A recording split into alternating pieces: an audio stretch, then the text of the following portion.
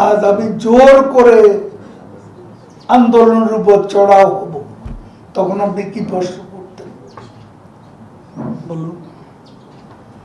আমরা ধৈর্য ধরছি। ধৈর্য ধরার অর্থ আমাদের দুর্বলতা। সময় মতো সবকিছুই দেখবেন। এই আন্দোলনের মধ্য দিয়ে যারা ক্ষমতার মঞ্চে পরিবর্তনের দিবাস্বপ্ন দেখছেন, তাদের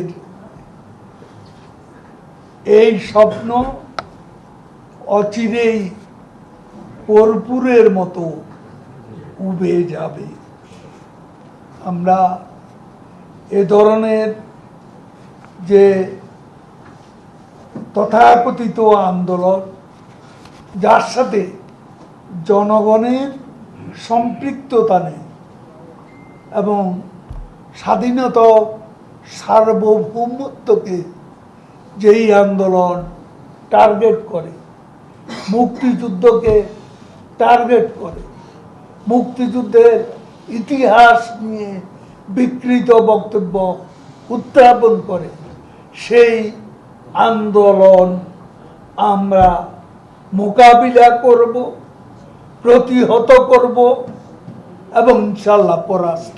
আরেকটি বিষয় হচ্ছে মার্কিন পররাষ্ট্র দপ্তরের মুখপাত্র ম্যাথিউ মিলারের বক্তব্য।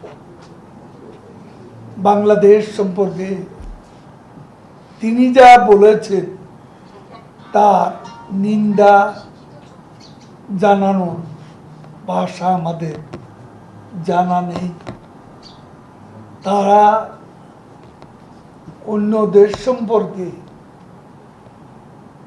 অন্য দেশের গণতন্ত্র সম্পর্কে কোনো মন্তব্য করার আগে আয়না নিজেদের গণতন্ত্রের চেহারাটা দেখে নিতে পারে।